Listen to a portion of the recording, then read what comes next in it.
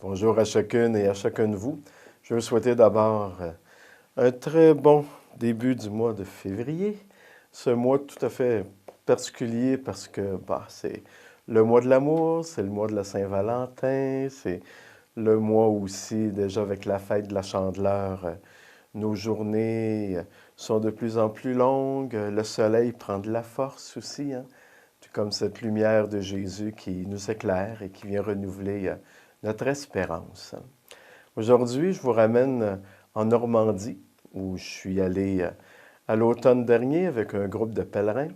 Et le témoin de foi qui va nous accompagner aujourd'hui dans notre parcours pour plonger encore plus profondément dans la parole de Dieu, c'est Catherine de Saint-Augustin.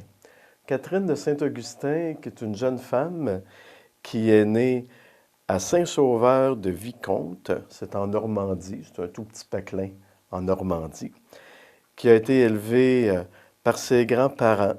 Elle est née d'abord le 3 mai 1632 et déjà, en étant chez ses grands-parents, elle recueillait chez eux les pauvres, elle leur donnait à manger, elle les soignait.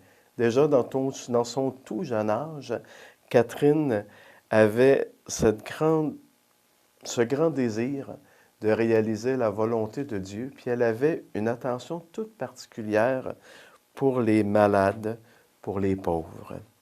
Aussi, très jeune, à l'âge de 12 ans, elle est entrée à l'Hôtel-Dieu de Bayeux.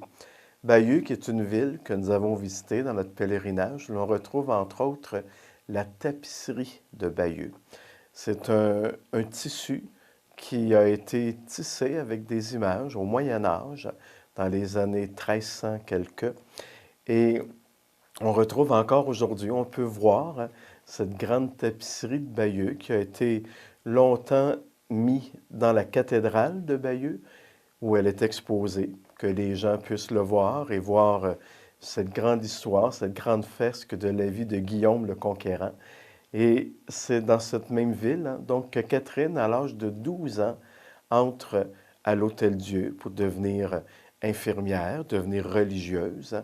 Elle a fait ses vœux perpétuels à l'âge de 16 ans. Donc, elle a fait vœu, sa profession solennelle. Et le 19 août de la même année, en 1648, toujours à l'âge de 16 ans, elle arrive au Canada.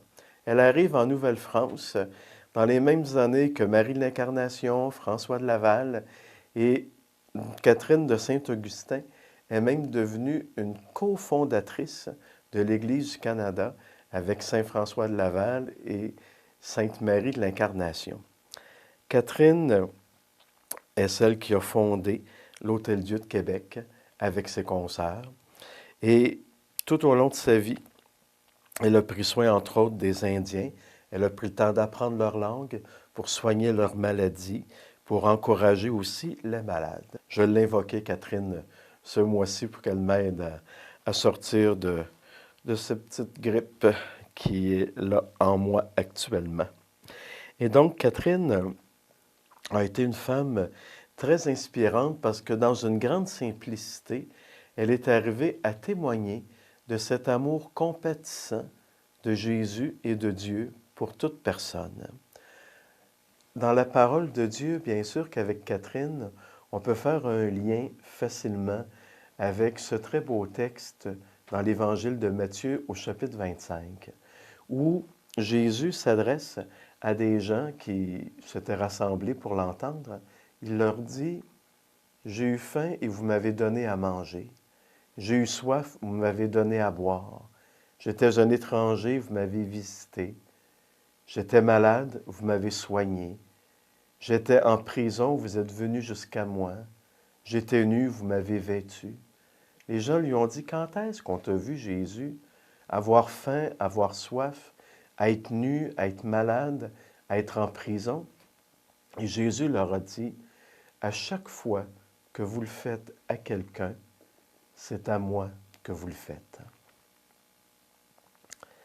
Catherine a, dans sa vie spirituelle, dans ses temps d'intimité avec Dieu, c'était aussi une mystique, c'est-à-dire quelqu'un qui ressentait dans tout son corps, dans tout son être, cette présence de Dieu, qui était sensible aux différentes manifestations de Dieu dans sa vie, elle se laisse beaucoup interpeller parce qu'elle sait reconnaître Jésus présent et bien vivant chez les autres.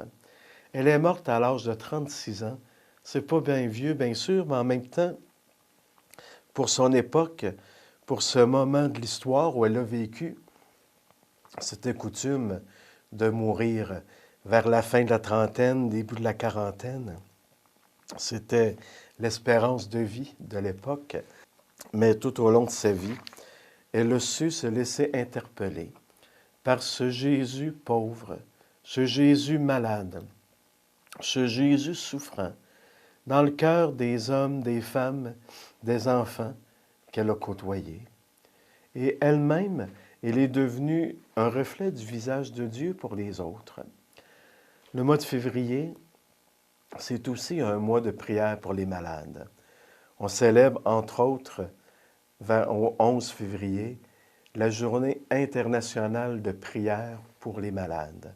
C'est une journée toute particulière où l'on veut se faire proche de ceux et celles qui souffrent.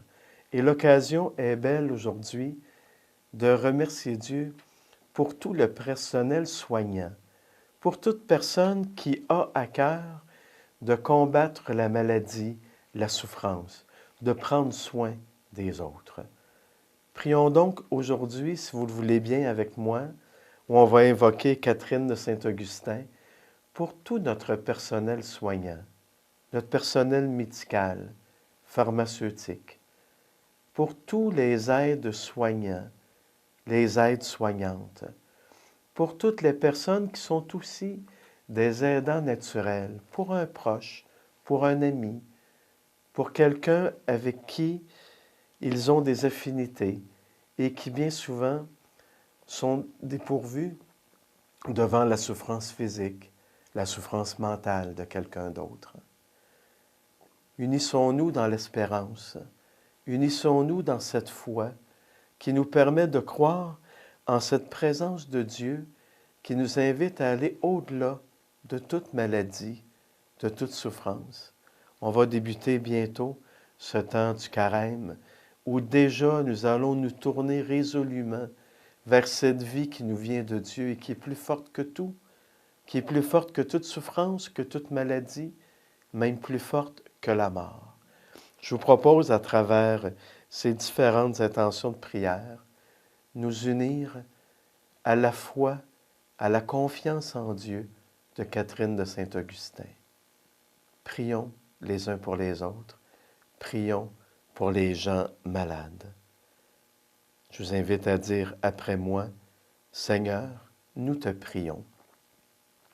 Dieu de tendresse, suscite en notre Église de nouveaux prophètes qui proclament avec audace l'esprit des béatitudes. Seigneur, nous te prions.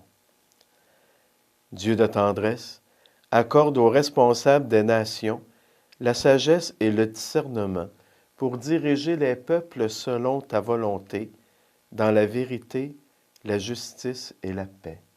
Seigneur, nous te prions. Dieu de tendresse, multiplie dans le monde les hommes et les femmes au cœur compatissant pour soulager la souffrance des malades, des déshérités et des mal-aimés. Seigneur, nous te prions. Dieu de tendresse, renouvelle toutes les personnes qui consacrent leur vie au soulagement de la souffrance et de la misère, qu'elles exercent la miséricorde avec ferveur. Seigneur, nous te prions. Dieu de tendresse, donne-nous d'avoir faim de ta parole et du corps du Christ, afin de croître dans la fraternité et dans l'unité. Seigneur, nous te prions.